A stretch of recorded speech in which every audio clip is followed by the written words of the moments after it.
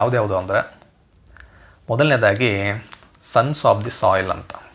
ಅಂದರೆ ತಮ್ಮ ಒಂದು ಸ್ವಂತ ಊರು ಏನಿದೆ, ಅಂದರೆ ನೇಟಿವ್ ಪ್ಲೇಸ್ ಏನಿದೆ, ಅದನ್ನು ಬಿಟ್ಟು ಹೋಗದೆ ಅಲ್ಲೇ ಇದ್ಕೊಂಡು ಒಂದು ಬಿಸ್ನೆಸ್ನ ಶುರು ಮಾಡಿ ಒಂದು ಸಕ್ಸಸ್ಫುಲ್ ಬಿಸ್ನೆಸ್ ಆಗಿ ಕನ್ವರ್ಟ್ ಮಾಡಿರುವಂತಹ ಆಂಟ್ರಪ್ರನರ್ಸ್.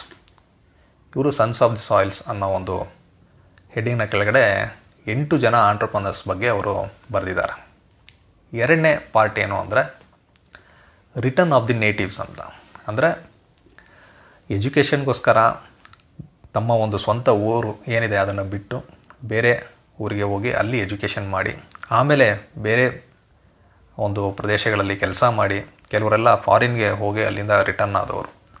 ಈ ರೀತಿ ತಮ್ಮ ಊರನ್ನು ಬಿಟ್ಟು ಹೋಗಿ ಮತ್ತೆ ತಮ್ಮ ಊರಿಗೆ ಬಂದು ಅಲ್ಲಿ ಬಿಸ್ನೆಸ್ನ ಸೆಟ್ ಮಾಡಿ ಸಕ್ಸಸ್ಫುಲ್ ಆದಂತಹ ಆಂಟ್ರಪ್ರನರ್ಸ್. ಆ ರೀತಿ 8 ಆಂಟ್ರಪ್ರನರ್ಸ್ನ ಈ ಸೆಕೆಂಡ್ ಪಾರ್ಟಲ್ಲಿ ಅವರು ಇಂಟ್ರೊಡ್ಯೂಸ್ ಮಾಡಿದ್ದಾರೆ. ಮೂರನೇ ಪಾರ್ಟು ಛೋಟಿ ಸಿ ಆಶಾ ಅಂತ. ಇದರಲ್ಲಿ ತಮ್ಮ ಒಂದು ಊರಿನಲ್ಲಿ ಇರುವಂತಹ ಸಮಸ್ಯೆಗಳಿಗೆ ಒಂದು ಪರಿಹಾರವನ್ನು ಹುಡುಕಿದಂತಹ, ಅದರ ಮೂಲಕ ಒಂದು ಬಿಸ್ನೆಸ್ ಆಪರ್ಚುನಿಟಿನ ಕ್ರಿಯೇಟ್ ಮಾಡಿ ಅದರಲ್ಲಿ ಸಕ್ಸಸ್ ಆದಂತಹ ಆಂಟ್ರಪ್ರನರ್ಸ್ 4 ಜನರ ಬಗ್ಗೆ ಈ ಮೂರನೇ ಪಾರ್ಟಲ್ಲಿ ಅವರು ಬರೆದಿದ್ದಾರೆ. ಈ ರೀತಿ ಇದರೊಳಗೆ 3 ಪಾರ್ಟ್ಸ್ ಇದೆ.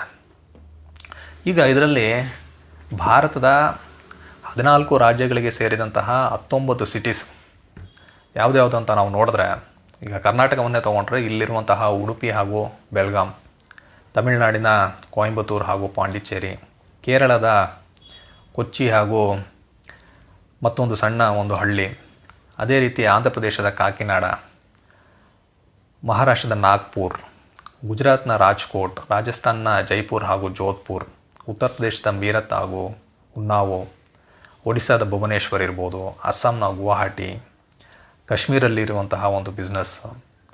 ಈ ರೀತಿ ಭಾರತದ ಬೇರೆ ಬೇರೆ ರಾಜ್ಯಗಳು ಹಾಗೂ ಬೇರೆ ಬೇರೆ ಸಣ್ಣ ಪುಟ್ಟ ಸ್ಮಾಲ್ ಟೌನ್ಸ್ ಏನಿದೆ, ಇಲ್ಲಿ ಬಿಸ್ನೆಸ್ ಮಾಡಿ ಸಕ್ಸಸ್ಫುಲ್ ಆದಂತಹ 20 ಆಂಟ್ರಪ್ರನರ್ಸ್ ಬಗ್ಗೆ ಇದರಲ್ಲಿ ಬರೆದಿದ್ದಾರೆ. ಇವರ ಒಂದು ಬ್ಯಾಕ್ಗ್ರೌಂಡನ್ನ ನೋಡಿದ್ರೆ ನಾವು ಇದರಲ್ಲಿ ಒಳ್ಳೆ ಎಜುಕೇಟೆಡ್, ಅಂದರೆ IIT, IIM ಇಲ್ಲಿ ಪದವಿ ಪಡ್ಕೊಂಡಂತಹ ಕೆಲವು ಆಂಟ್ರಪ್ರನರ್ಸ್ ಕೂಡ ಇದ್ದಾರೆ. ಅದೇ ರೀತಿ ಯಾವುದೇ ಒಂದು ಎಜುಕೇಷನ್ ಬ್ಯಾಕ್ಗ್ರೌಂಡ್ ಇಲ್ಲದೆ, ಅಂದರೆ ಹೆಚ್ಚಿಗೆ ಓದದೆ ಬಿಸ್ನೆಸ್ ಶುರು ಮಾಡಿ ಅದರಲ್ಲಿ ಸಕ್ಸಸ್ಫುಲ್ ಆದವರು ಇದ್ದಾರೆ. ಕೆಲವರು ಫ್ಯಾಮಿಲಿ ಬಿಸ್ನೆಸ್ ಮಾಡಿದವರು ಇದ್ದಾರೆ, ಕೆಲವರು ಫಸ್ಟ್ ಟೈಮ್ ಆಂಟ್ರಪ್ರನರ್ಸ್ ಇದ್ದಾರೆ. ಹೀಗೆ ಬೇರೆ ಬೇರೆ ಬ್ಯಾಕ್ಗ್ರೌಂಡಿಂದ ಬಂದಂತಹ ಬೇರೆ ಬೇರೆ ಸೆಕ್ಟರ್ಸ್.